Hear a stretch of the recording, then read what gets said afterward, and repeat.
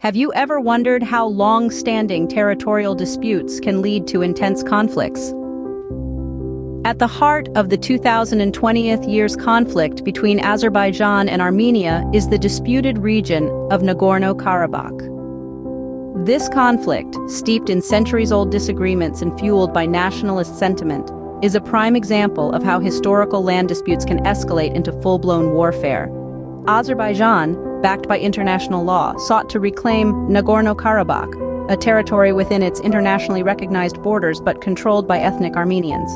On the flip side, Armenia fought to preserve the status quo, ensuring the region's independence and maintaining Armenian influence. These clashing objectives set the stage for one of the most intense conflicts of the 21st century. On September 27, 2020, a large-scale military operation was launched by the Azerbaijani army, marking the onset of intense clashes in the region. This was the spark that ignited the powder keg, setting off a war that would have significant repercussions near and far. What happens when tanks, artillery fire, and airstrikes become a terrifying, everyday reality?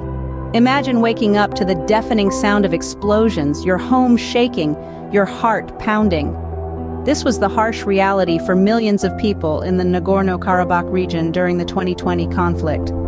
Both Azerbaijan and Armenia, entangled in their territorial dispute, didn't shy away from targeting civilian settlements, leading to heartbreaking loss of life and the displacement of countless individuals. While the world watched, some nations chose sides. Turkey openly expressed its support for Azerbaijan, fueling the fire of the conflict. On the other hand, Russia stepped in, not as a participant, but as a mediator. Despite the escalating violence, Russia called for a ceasefire, striving to bring peace to the region. The international community echoed this sentiment, making diplomatic efforts to end the conflict. But as we all quickly learned, despite all efforts, reaching a compromise between the parties proved to be a daunting task.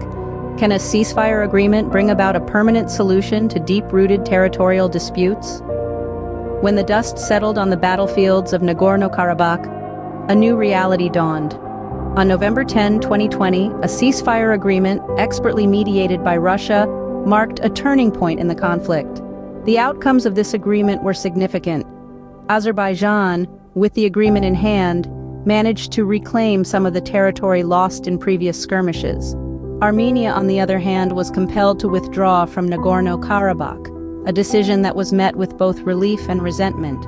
Yet this agreement, while instrumental in halting the immediate violence, was not a magic bullet. It did not and could not address the deep-seated territorial disputes that ignited the conflict in the first place. While the ceasefire agreement brought some relief, it did not provide a permanent solution to the deep-rooted issues causing the conflict, leaving the future of Nagorno-Karabakh hanging in the balance.